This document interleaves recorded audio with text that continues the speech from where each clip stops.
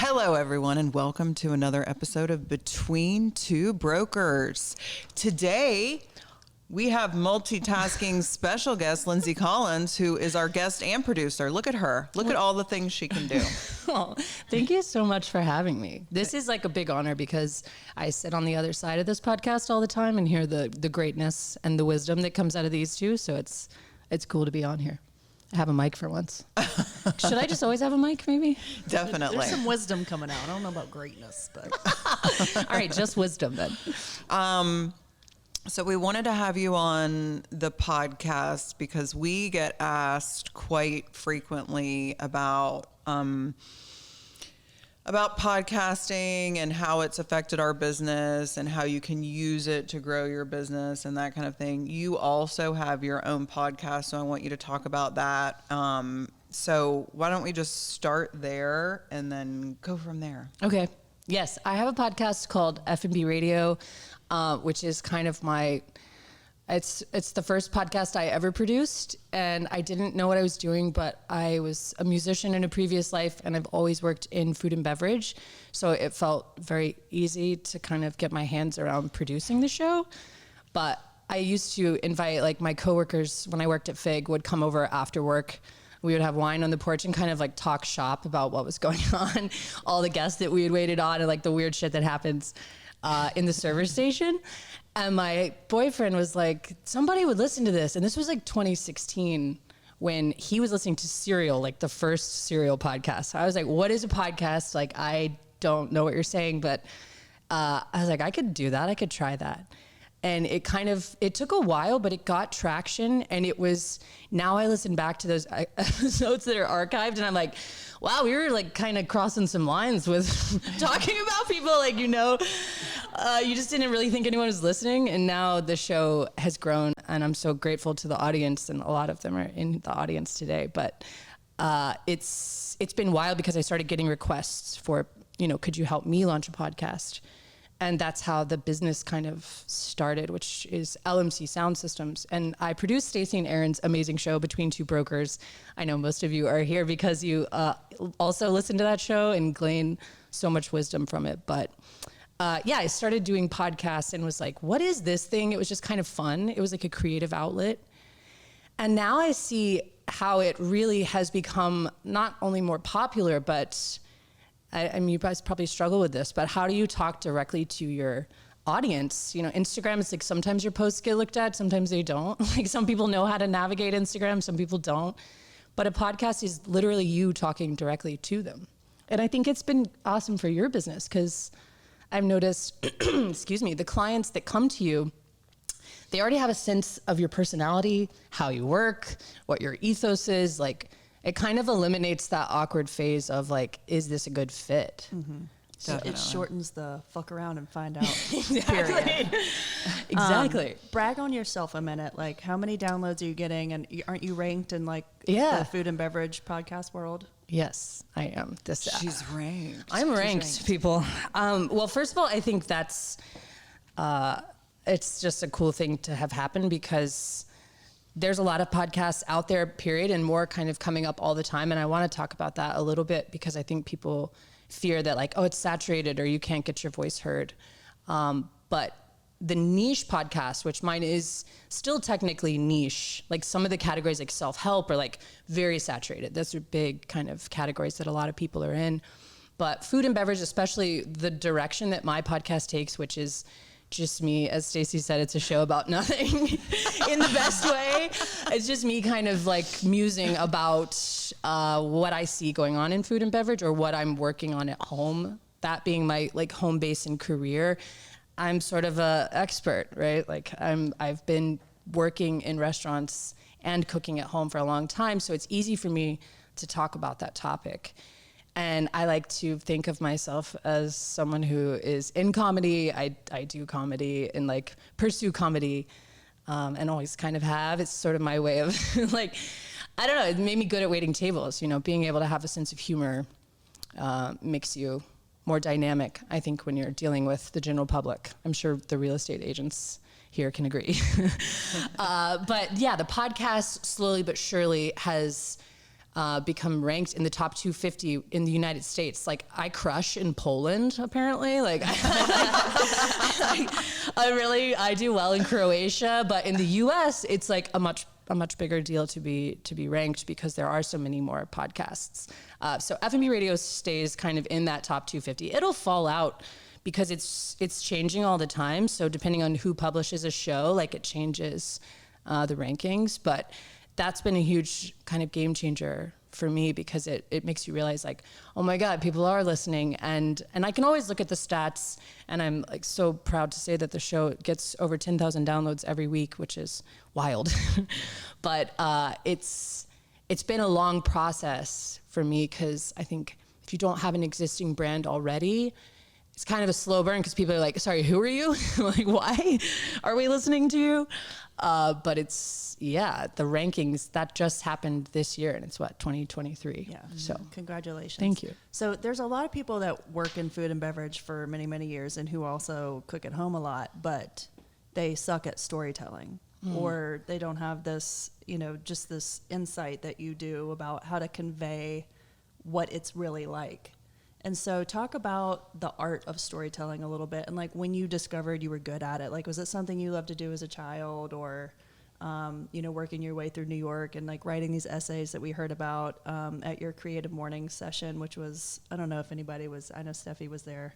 It was a great intro into who you are and how you came to be. So talk a little bit about just the art of storytelling and what it means to you. Oh yeah, thank you. That's so nice to say.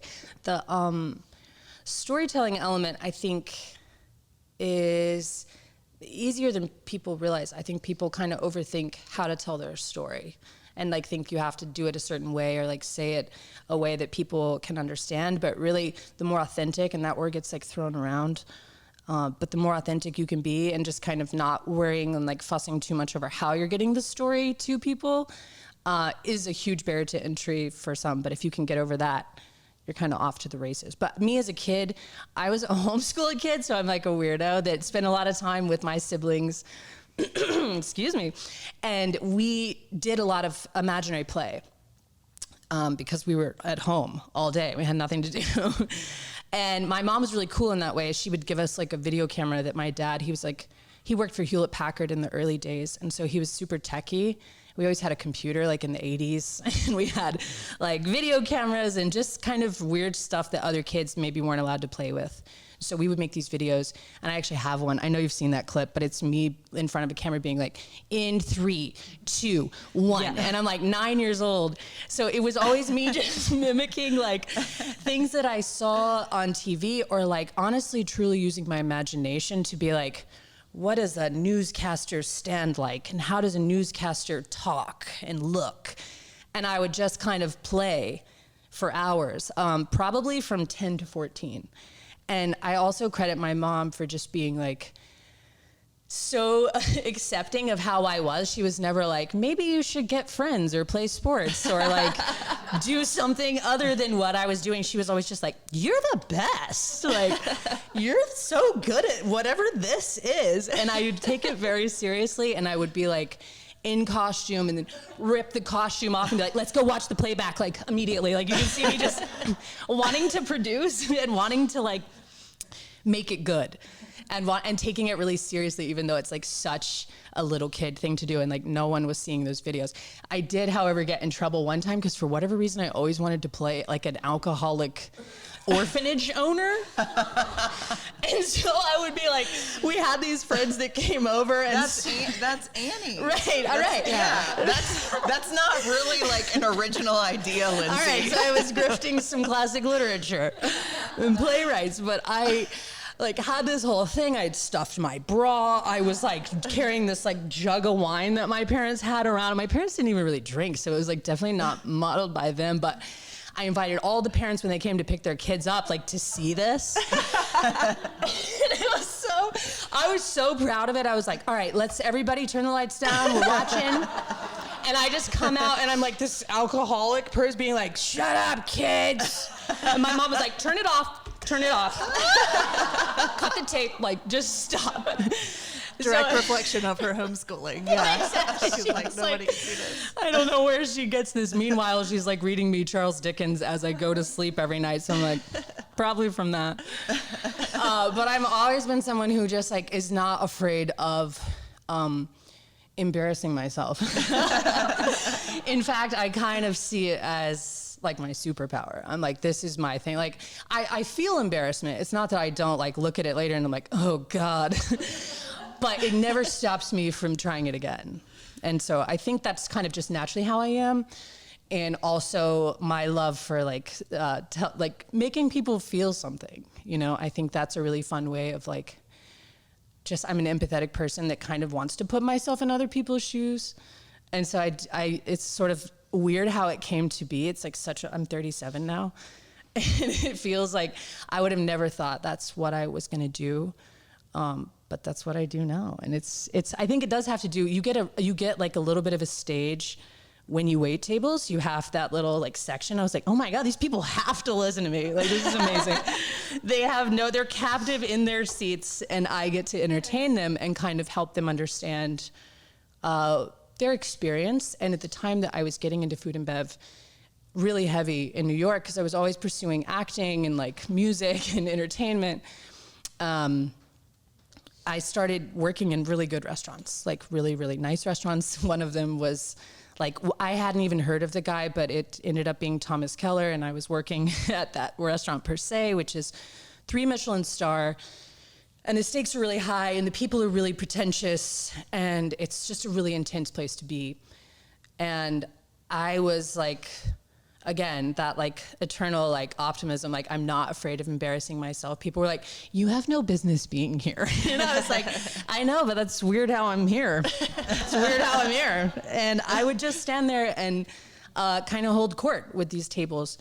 And I think because I didn't come from a pretentious, like wealthier background where I was exposed to those kind of people, I wasn't even aware enough to be afraid of them or intimidated by them. And in fact, I could see them as people who also were insecure about being in a place like that.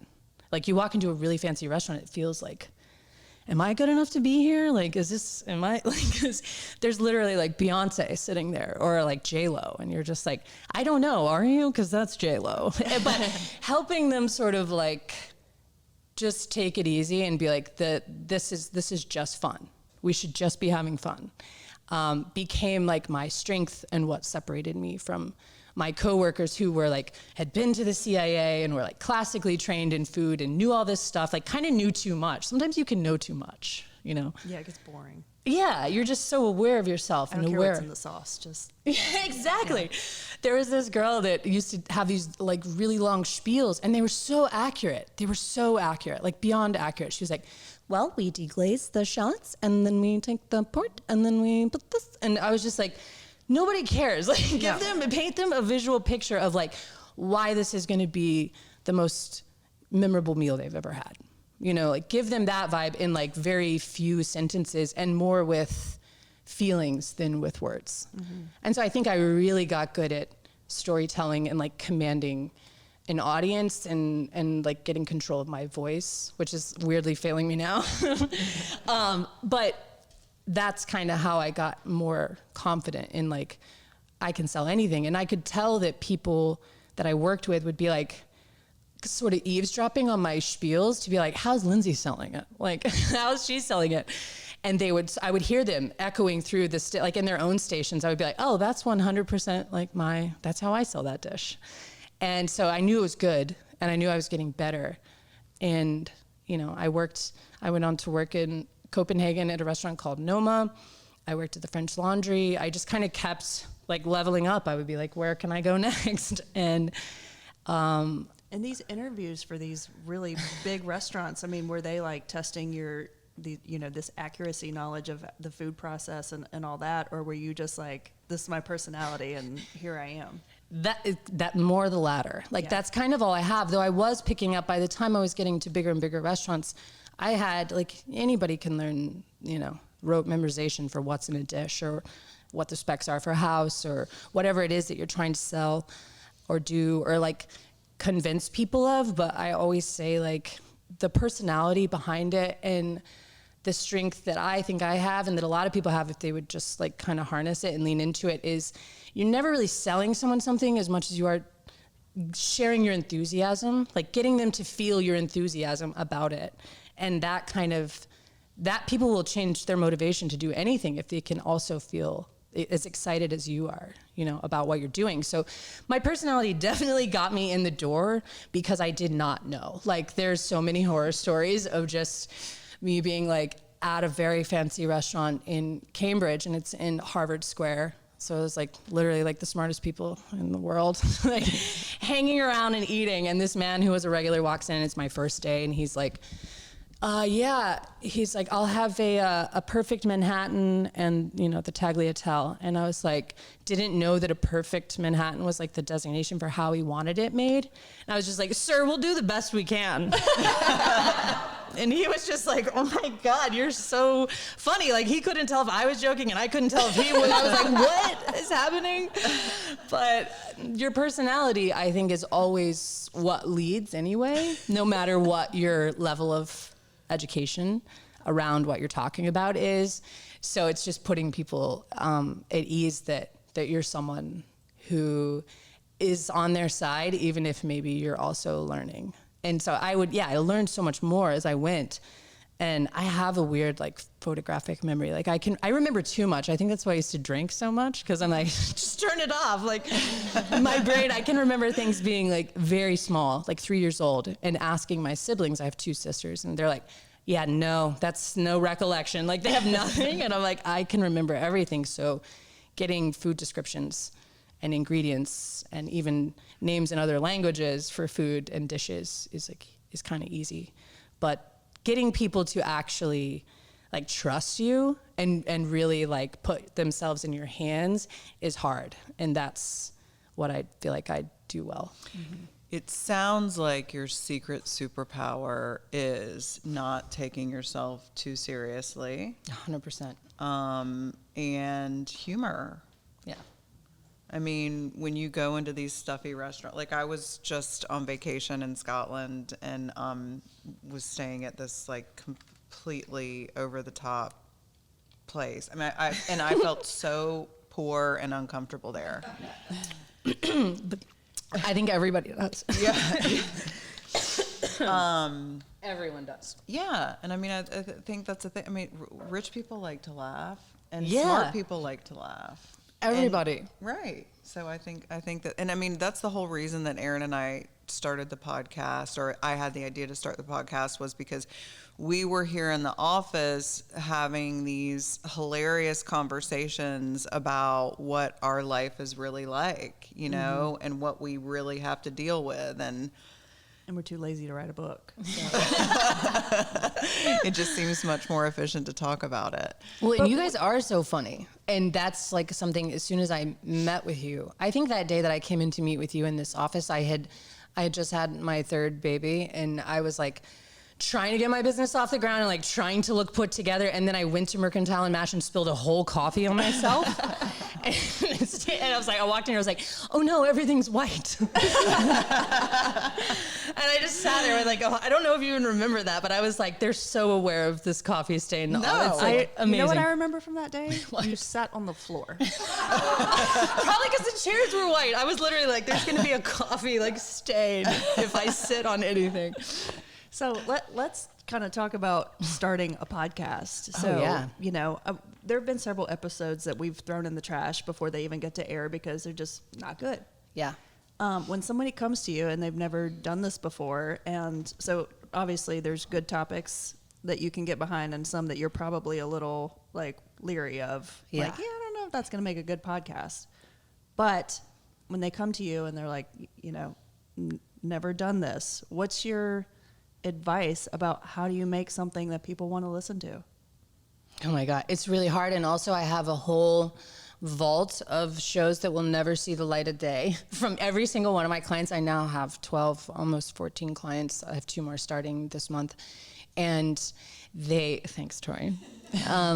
They all have, especially in the beginning when they're kind of trying to find their voice, pun intended, is you got to be able to put it out there and know that the safety is that these aren't live and we can edit them, never release them. Like, give yourself the freedom and the space to just kind of experiment, play around and find your voice, because first of all, it's just really hard to hear your own voice. I've never had a client that was like, I love it. I love the way I sound. Like, they grow to that, right? And they get to that point. But even me, I forget who was asking me if I listened to my own episodes. And I was like, no, I can't. A, I don't have time. And B, I can't, it's so cringy for me. It's even hard, you know, as confident as I am in what I do. And I just try to hear myself through how other people respond to the podcast, which isn't always good in life, but in podcasts it is, because you have people, if people are into it,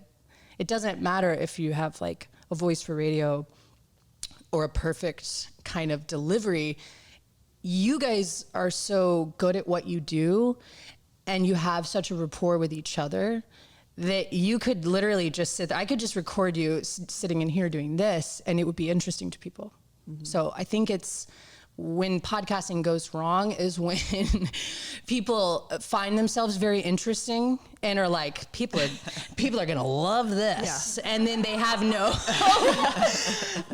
when they're not asking those questions. I think a lot of times people see being insecure about what they're saying as like, oh, I'm not confident. But I'm like, I think if you care at all about, you know, is this coming through the way I want it to, it's gonna get better, and you'll eventually, and it gets better quickly. Like, you guys immediately were kind of off to the races with your own rapport, and you have an endless amount of topics to cover because you're in it every day, and you're so and we good are at just telling our stories of what happened to us this week. Literally, it writes itself. Yeah. And in the beginning, we prepared a lot. Like, I remember coming with like pages of notes and like, don't forget to say this and that. And then we kind of slacked off from that and just winged it. And then we were like, I'm going to really start preparing for these. I'm going to call the guests in advance and, you know, get all these questions down. And so, I mean, I see the benefits to both, because sometimes you can be like over prepared and it sounds a little robotic. But I have heard podcasts where people interview a guest and they know nothing about that topic. And it's I feel embarrassment for the host. So like a lack of preparation or getting on there and talking about something you don't know shit about makes the worst podcast to me. 100%. Because I mean, and that's what I think the most popular episodes that you guys put out are your design trends, which are truly just your opinion. Right? Like, that's not like, I'm going to get an education from this.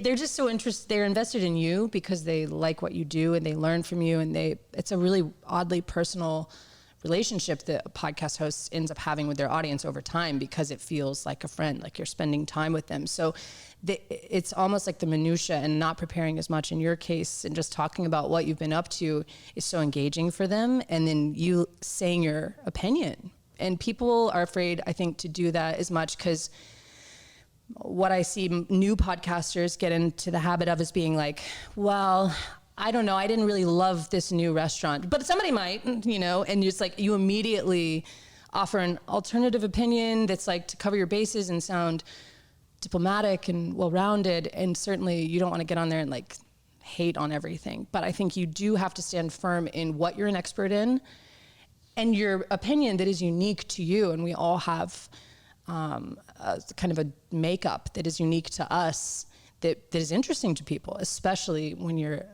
you know, amazingly successful at what you do. People always want to hear that. And so I think the advice that I give to new clients is just like, try to forget that it's here, or try to think how you would be talking to a client or a friend or somebody that you're advising, or someone that is already asking you questions about that topic anyway. If you're trying, to your point, to talk to someone that you have no idea about, or like wade into some area that isn't your expertise, you will fail at that, because it's just not good content. It's just you basically speculating and guessing. I think it's a boomerang effect. I mean, it's like, it's easy to say be yourself, but especially women, I think, are like really afraid to be themselves and really afraid to be outspoken. And, you know, like when I started in the real estate business, I worked in an office that had a very strict dress code. There's no way I would have been able to wear jeans. I was always wearing glasses to look older. You know, everybody belonged to a country club. Like, it was very stuffy, and I was so uncomfortable. So then when I started Smith Spencer, I, you know, wanted to make sure that we cursed in all of our marketing. We used, because that's how my clients and I actually talk to each other. Yes. I mean, it's like real. It's authentic to yes, you. you know, it makes my mom cringe, but a lot of things I do make her cringe. And then using humor, like our Smith Spencer newsletter that goes out, like I just wanted to be totally different and to be, for Aaron and I to be ourselves.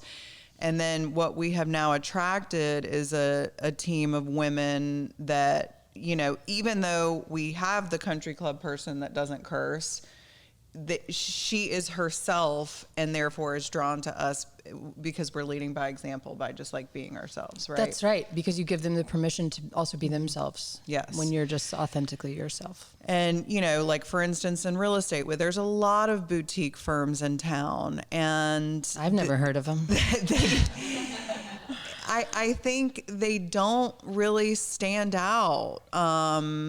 We stand out, and we got a lot of criticism. I did from close friends of mine, and I value their opinion. And they're like, "Yeah, what you're doing is a bit outrageous, and good luck."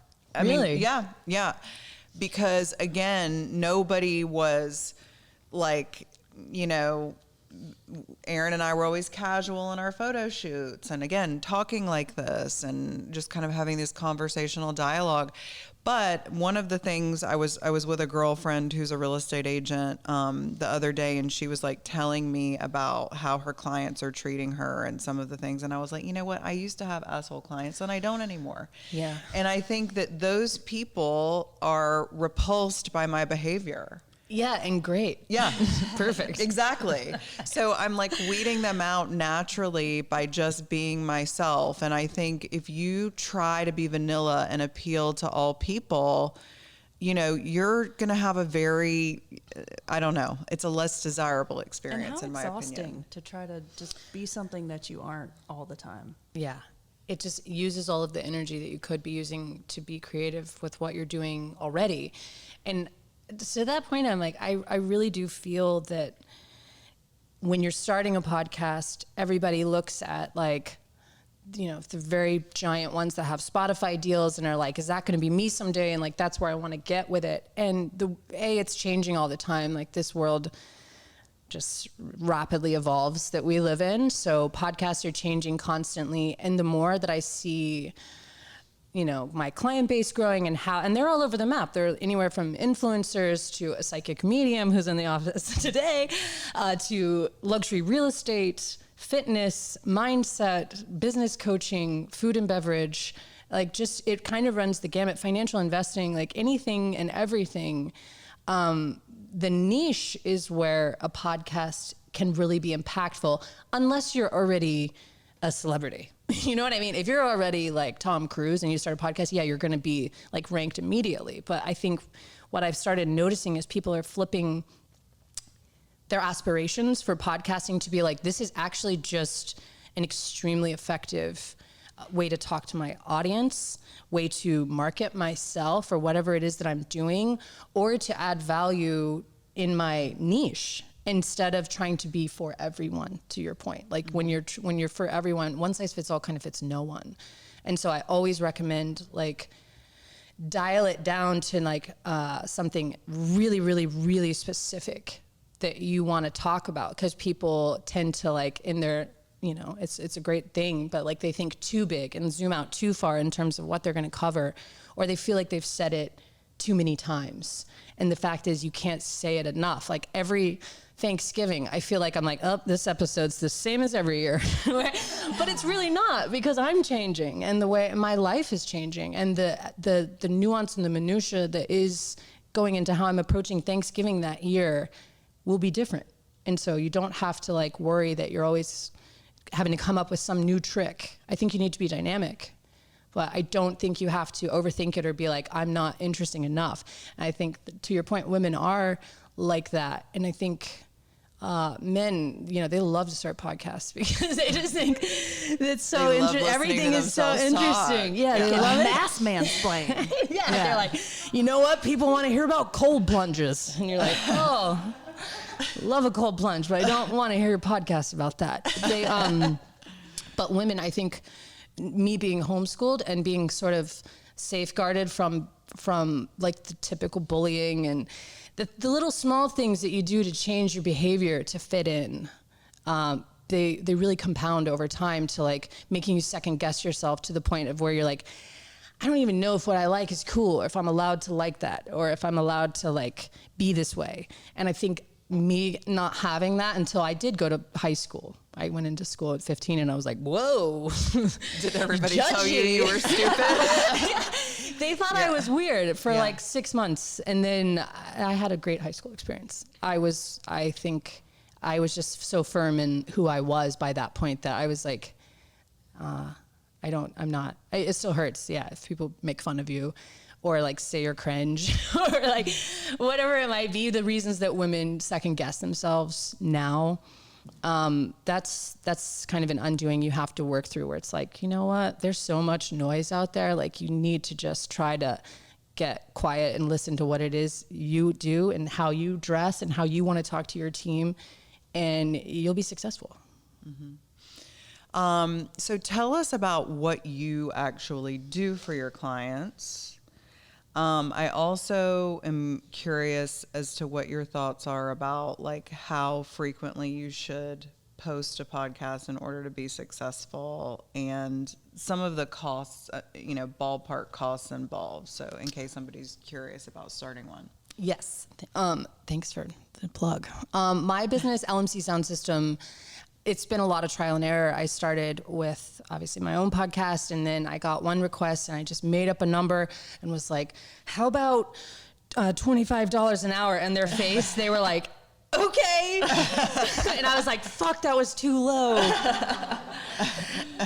And but I stuck with it and they were, at the time their podcast had just been on ESPN and they were just moving to the Charleston area. So it was a good client for me to like kind of go low. It was better to just get the client and then we work towards moving that rate up. That's something else I want to talk about. We'll talk about that in a minute, like pricing. But now over many years of trial and error, I'm 6 years in, it has gone to new clients that come on, are put on a retainer where I create 4 podcasts for them each month. I only work with clients that put out 4 podcasts a month, not because I want to be like greedy with my finances, but it's because the podcast is almost a waste of their money. If you're not posting weekly, someone else is going to jump in your spot. And that's just, if you consume podcasts, you know that.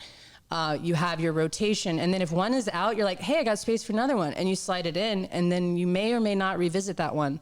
And people have told me before that they'll have listened to F&B radio for a season and then they'll like kind of move away from it for a while and come back for whatever reason. But I think it's because I was inconsistent. So now I do 1 podcast every week and I'm just about to move it to 2 because she's been saying that the last 3 episodes. I just like binged F&B radio and she apologized. She's like, I kept saying I was going to do 2, but it's a lot of work. The content machine is a beast and you have to feed it. And it's like, I'm going to start recording F&B radio in longer segments and then chopping them into 2, which is what I do for my clients. So we meet once a month and we get all of the content that we need for the month and then we parcel it out each week. And I also offer, some clients do this, some clients don't. I also offer a corresponding reel. So I'll take B-roll with my iPhone while I'm like recording their session because I found that I was just sitting there doing nothing. I'm like, I could be capturing this and it helps drive traffic to the podcast. So when I packaged it like that, it started really taking off because number one, people need content for their brands and the price is very attractive for what it is. It is still expensive. It's minimum $1,500 a month. And to me, I'm like, I can never afford that. But if you look at it and break it down into, this is 8 pieces of content, 4 of them being a fully functional produced. I never have to touch a thing, listen to it, do anything except post it and like be like, hey, check out my podcast. It took me a while to get used to like finding the clients that had that kind of budget and that kind of drive and saw the value in it. And I went through a lot of clients that didn't see the value or were constantly making me prove my value, being like, is this working? And I'm like, look, if it doesn't feel like, I'm all about evaluating, but if you don't see the value in it, then that's okay. But I think a lot of people get like, oh, maybe I should lower my price because of that. But it really is, it's an incredibly effective marketing tool that is worth it when you break it down to the pieces of content that you get. But when you just look at the number, like, oh, it's $1,500, like just to put out, 4 episodes and 4 reels, that feels like a lot, and it is a lot, but there's nothing like it. There's not, and it honestly like could, I'm not saying it would, and there's certainly people who are experts, but it takes up for my business. It's my marketing, it's my PR. F&B radio is like a low-key, sneaky advertisement. That's how I've gotten all my clients. I don't have a website. I'm not bragging on that. That's just an embarrassing thing, but it's referral based only, So I have, when the clients come to me, they're already aware of what I do and want that. And so it's not, I don't really have to sell them on it, which is cool because it can be hard to sell yourself. It's easy to sell like a fancy dinner or a beautiful like experience. It's not easy, but if you know it, you're removed from it. So you can talk about it in a way when it's you and you're kind of trying to prove your worth, it can feel very like humiliating in a way where you're like, why do I have to keep telling people like, how much this is worth? Mm-hmm. And really what I've learned is that it's not your fault or their fault. That's just not the right client. Mm-hmm. And so you need to find the people that do appreciate what you do, value it, and then it will immediately, if you do a good job, lead to another client. I feel like, how many times both of you hear this? It's like you meet somebody for the first time and they're like, I feel like I know you. Mm-hmm. Yeah. Because they listen to your podcast all the time. And it's not only a great way for that Stacy and I have been getting clients that want to work specifically with one of us, but agents, they're like, I want to be on that team. Mm-hmm. It's invaluable. It really is, because you don't have to waste time like starting that job and being like, oh man, it turns out they weren't what I thought. Like, I think especially with you guys, and especially if you're being authentic. Now, if you're putting out an image and then you show up to that person and they're different, that's disappointing. But you guys, what you see is what you get. And I think what you put on the podcast with Between Two Brokers is so authentic and raw and engaging and funny that when people do come to work here, I'm sure they already know what to expect. Mm-hmm. They know not to talk to Aaron in the morning, Fucking better. They know, and they know not to be upset that Stacy didn't want to hear their long drawn out description. Yeah. It's not personal. Anyway. I think I've say 10% of what you just said to me every single day this week to people in this room. But also, you're one of the most, and this comes through in the podcast as well, but you're one of the most caring and championing and complimentary people who really does. There are a few people in this world, and sometimes I have to check myself with that, where I'm like, am I actually happy that they won? You know what I mean? You always are happy that they win, and I feel that, and it comes through not only in the podcast, but whether or not the delivery is what people may want or feel. It's the sentiment is there that like, I always know you're rooting for me. Yeah, I tell them that because I want them to succeed. That's right. Okay. Oh, wait. Go. I haven't asked you to do this in a long time, and you can say no, but if you do, I'll be mad at you. Okay. Would you impersonate us really quickly? Oh, sure. This is one of my favorite things to do, actually. It's harder when the person is there. I usually have a hard and fast rule that I won't impersonate someone to their face, but I'm definitely going to do this. All right, let's see. Erin, I'll start with Erin. She's like, well, if you don't want to, all I'm saying is if these people don't want to take care of that, and if they're not into dogs, then fuck them. This is my son. He is my child, and me and Spence didn't come all the way to North Carolina to be treated like shit. And You're a bitch. Totally own it, Stacy, let me drop into Stacy's vibe real quick. I don't really care. I just need to know that when I get there, if I have shit in my teeth, why wouldn't he tell me? It's the basic thing. Are you not my friend? The fuck is wrong with you? I've been talking to you this whole time. You know, it's not that hard. I would tell you if you had fucking shit in your teeth. That's my Stacy. Thank you. No, don't I'll apologize. do any of your impressions later if I know you personally. And I'm going to be Lindsay for Halloween. And if I have some clients that I'm going to go pick up on Daniel Island after this, but otherwise I was going to dress as her today. I would love to see your interpretation of it's bike shorts, high top Reeboks, a Goodwill brown corduroy sweatshirt. Yeah. That's huge. Yes. And then Laura Croft ponytail hair. So like Lindsay's style is unbelievable. And I really she is the coolest, truly like the coolest person I've ever met. And it's like, it is like Laura Croft meets the dude from The Big Lebowski. Yes. It's like, how can you be like the hottest superhero in the whole entire world and like in a robe? Person. Yeah. In a robe with some sunglasses. I can die now. I'll never get a compliment that good again. Thank you so much. So anyway, just as we're kind of wrapping up, like what do you, is there anything else that you think people should know about podcasting or anything else that you want to share about what you do or encourage people to consider? If it's something that you continually think about and are like, I would love to try that, I think you should try it. I don't think you need to hire me necessarily to do that. I think there's a lot of great, easy ways to get into podcasting and kind of test if you like it, because if you don't like it, it would be a chore. But like there's Anchor, there's all these apps now where you can really actually capture good audio with your phone, and just test it out. I always say like, if when you're telling a story, people are interrupting you a lot, maybe you shouldn't be a podcaster. I had this friend one time and we were like all hanging out at a bar and I was telling a story and then it was like her turn to tell a story and then people kept being like, but wait, Lindsay, what about this thing? And she was like, I'm sorry, are my stories not fucking good?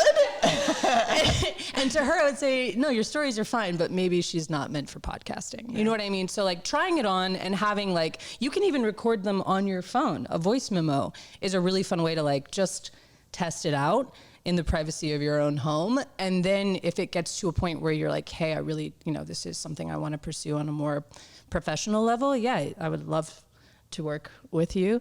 I just made my first hire, which is like a crazy, I was going to ask you about that. Crazy Yay. thing. Delegation. Yes. And I learned that. I mean, Stacy says that all the time and Aaron, and they've done such a great job at adding Tori to the team. And I've seen what it does for them. And it was, I just was afraid to hire because I didn't want to manage people.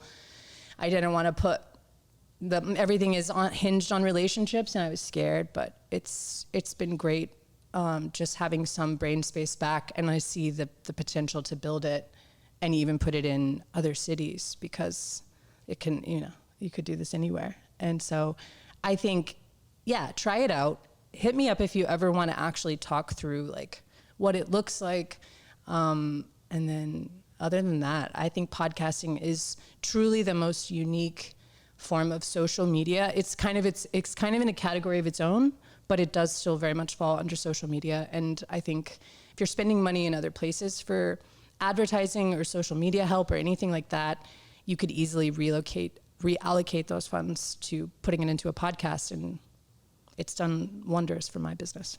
And for ours. Yeah. I'm so happy to hear that. Definitely. Would you say that like two hosts are better than one for like new people starting out? Does it just, like, no, it's fill the awkward really silences? hard to, I'm not saying I do it well, but now that I do my show on my own, I'm sometimes like, I had to fully like adopt a mental illness to do this. Like I'm now like someone who is just really good at talking to herself. And but I'm not. I imagine all of the people that I know listen to the show, and I imagine them. So I think that's like a level, too. But bring a friend or bring someone who's an expert that you feel like you have a good rapport with already. That's the magic sauce that Between Two Brokers has. It's definitely a comfort blanket for me, Yeah. Like I could never. Meanwhile, I'm like, I can totally have my own solo. Spin off. Yeah. Love to hear yourself talk. I sure do. It takes that's why you guys are great together. You're such a yin and yang. I mean, it really is in business and podcasting and life.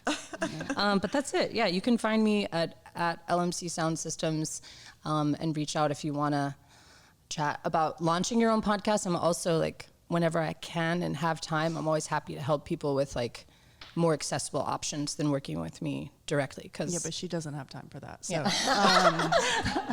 When who I has have a question for Lindsay? Ooh. Yes. So you have 3 kids, and how many clients? The question 12. was, you have 3 kids and how many clients? I have 3 kids and I have That she homeschools. 12 clients. Yeah. So That my question is, how do you balance it all? Now you just hired someone, so you're starting to delegate. So how do you balance it? How do you organize it? How do you grow it? The question is, how do you balance it, organize it, and grow it? That's a great question. And I don't balance anything. I'm like a manic person that is like real high, real low. But I have a partner that is an artist, and he stays at home. We work from home. We homeschool the children. We're like this bizarre family of people who are just wake up and like kind of tackle our day together every single day. And I would not be able to do what I do without him. So he's a huge part of it. And we kind of tag in and tag out. Like I sometimes homeschool the kids probably 2 to 3 days a week, and then he does it the other time, and he's their main caretaker. So I'm pretty much always back in my office, which is my bedroom, and editing what I call Hell Day, which used to be 1 day a week, and now it's 2 days a week, where I wake up at 7 and I edit until 7, and that was the first hire I made, because I was like, this is really locking me down. Like, I'm stuck here at a computer. This is not my skill set. I'm best in front of people and like selling it, and also helping direct and do creative stuff. So my first hire was an editor, and even that was hard, but it's bought me a lot of time back. But I don't think there's really a balance. I think I had to shift priorities a lot to grow the business.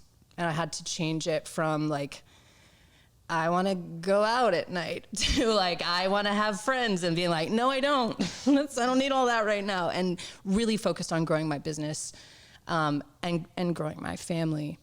And that's been the coolest part. And now my oldest son is going to be 11.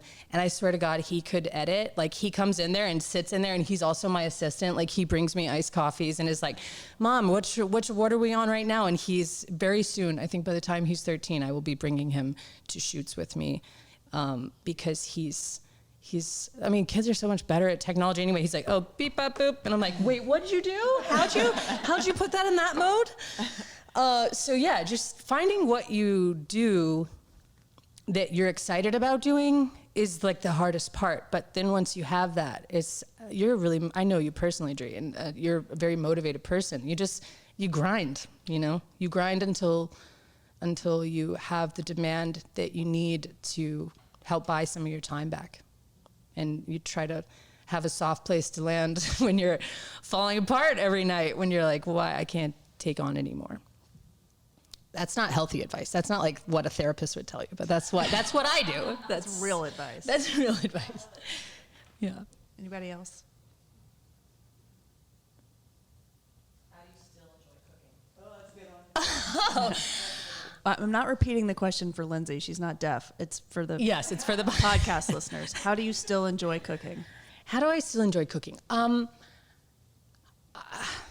I don't know. That's like asking, how do you still get excited about going to the beach? Like, it's just a beautiful thing to me. It's the first thing I ever cared about when I was a kid. And when I was 3 years old, my mom was like, what do you want? No, 5. Was like, what do you want for your birthday? And I was like, I want to go to a fancy restaurant. And I like curled my hair and like put on a little dress and tights and was like very excited to be an adult. I think I always just wanted to be an adult. And I thought adults have, I would not, there's a legendary story about me going off on a babysitter for trying to feed me hot dogs with Velveeta. And I was like, this is shit. Like, I didn't say shit, but I was like, I can't eat that. I don't know what that is. Like, I just always loved food. I know that's a corny answer, but it is the truth. But I will say, I think getting out of food and beverage broke my heart, but it also like enabled me to still love it. I think a lot of the people that I see, my peers, that like Jason Stanhope is a close friend. He's working at FIG and he's worked there for 15 years. And I think it does get harder to love it when it's what you do every day and in day out, and it becomes associated with finances, like where you're like, oh, this, I have to make this to put food on my table, literally.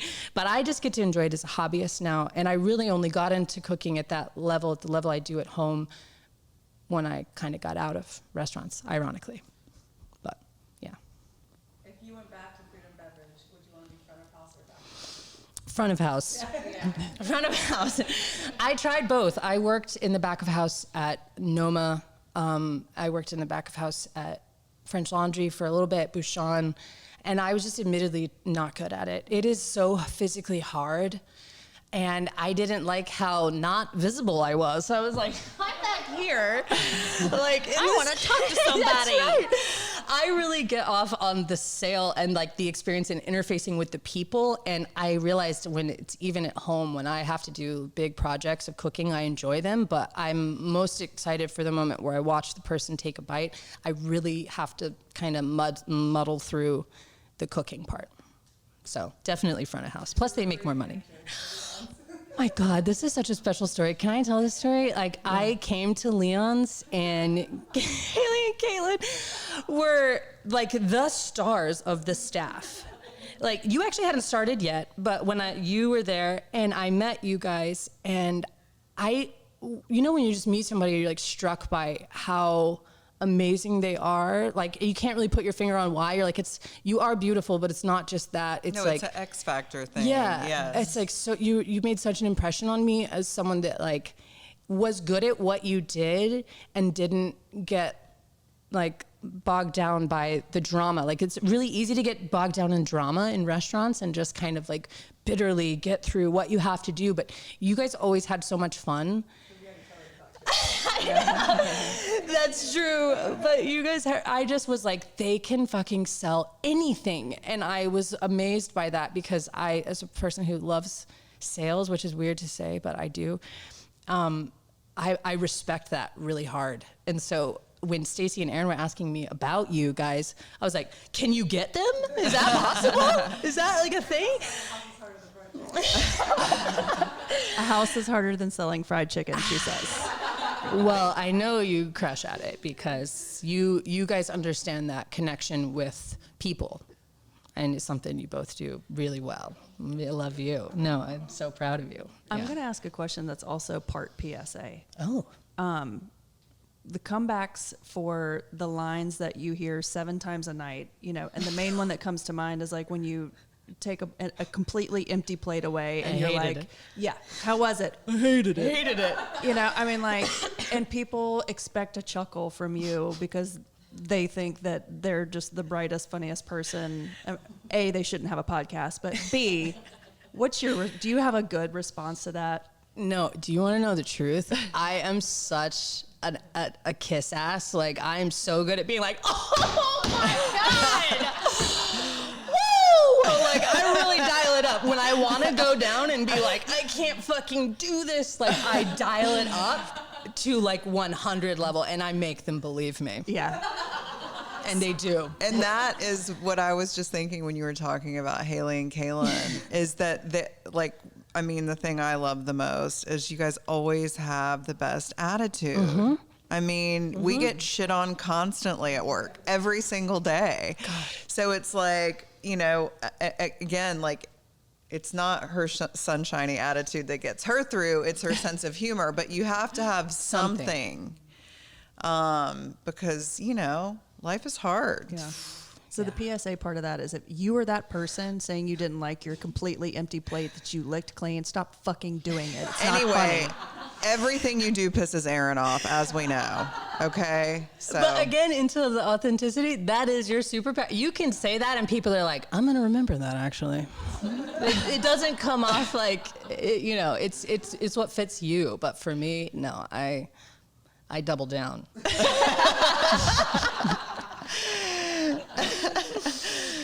You're always putting on a show. It's awesome. Anything else? Any other questions from the audience?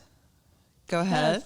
So for anyone who is thinking about starting podcasts, thinking about starting their own business, thinking about doing something creative, like what would you tell them if they have that like fear or imposter syndrome, or like they just can't take the leap? Like what advice would you give them?